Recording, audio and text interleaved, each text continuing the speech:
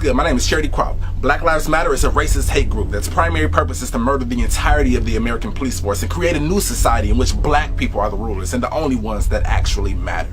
No, that's actually not true at all. And if you believe that any part of that statement is even slightly true, then you do not understand the Black Lives Matter movement at all. And as far as this subject is concerned, you are a dummy. And that's fine. We're all dummies at something, but we're about to change that right now because this video is for you. In the year 2015 alone, 1,134 black men were murdered by the police, making us 9 times more likely to be killed than any other American is. Still yet, there has been no reform of the American police force at all. But that's just the surface. According to the Bureau of Justice Statistics, black people make up 37% of the prison population, despite only making up 13% of the country. That means we are arrested at 3 times the rate that we should be. Conversely, white people only make up 32% of the prison population, despite making up 63% of the country. That means they are arrested at only half the rate that they should be. And of course, I know what you're thinking. Well, black people commit more crime. That's why they're in prison more. Just stop doing the crime. False. Black people are arrested and sentenced more than white people. There is no research to support the claim that we actually commit more crimes. But whatever, what else you got for me?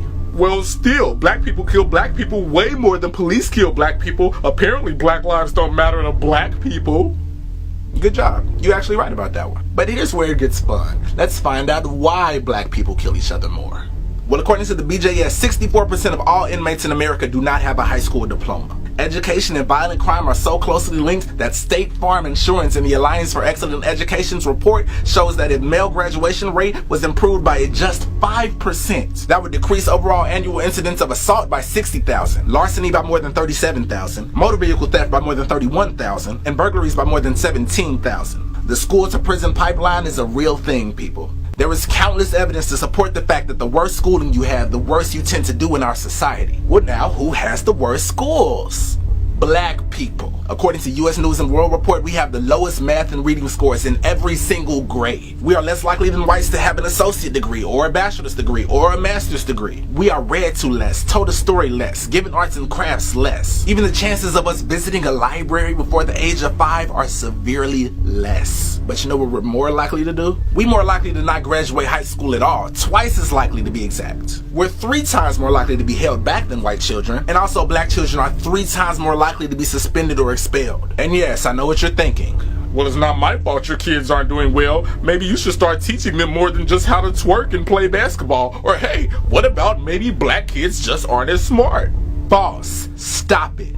I need you to try to clear your mind of all your societal conditioning and listen to me. Since the foundation of this country, black people have always been one of, if not the poorest race in the country. Currently, we are the poorest, be it low income, regular poverty, or extreme poverty. We are number 1 in all of those. So you know what that means? That means that because of this generational poverty, black parents may have less access to materials, less time because of job and family obligations. Our moms don't have time to read to us because they're spending all their time at work trying to keep the lights on. And yes, I specifically said moms because another sad thing about black culture is the fact that because America has imprisoned so many black men, a huge percentage of us grow up in single parent households where the mother has to work twice as hard to provide, which thereby leads to the fact that black children are more likely to live in households that are low income, extremely poor, food insecure, or receiving long-term welfare support. And that causes severe stress, which thereby leads to the fact that black children are also more likely to have emotionally traumatic experiences in childhood, such as abuse or neglect or the death of a parent or witnessing domestic violence, which thereby leads to the fact that according to the National Council for Drug Abuse, a person in an impoverished situation may abuse drugs or alcohol in order to cope with the dangerous environment she lives in, a way to deal with her financial situations or cope with physical or emotional abuse, which thereby leads to the fact that according to Futurity.org, welfare and periods of instability in family structures are risk factors for early sexual activity. This is why little black children are starting to have sex at 11 and 12 in order to get away from the problems in their home life. So by the time they get to school, they do horribly because they got way too much other stuff going on in their head to be worried about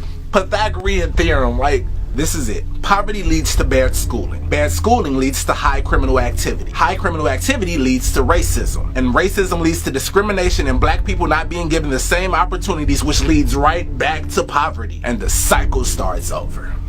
So when we say Black Lives Matter, this is not a war cry. This is us trying to get you to understand that we are in a situation that has layers on top of layers that you probably wouldn't get or understand unless you are a part of the black culture. We barely understand it or know where it started, but given the history of this country, we got a pretty big hunch that it started with racism. So our theory is that if we end racism, then we won't be discriminated against and be given less opportunities, which means that we won't live in poverty, which means that we'll have better schools and do better in them, which means we'll have less criminal activities, which means we'll give other races less of a reason to be racist in the first place. But honestly, we're not even so sure about that last part because sometimes it feels like people just hate us because. And so it feels like sometimes y'all don't think our lives matter. And you're not even trying to understand the situation that we're in or the environment that made us this way.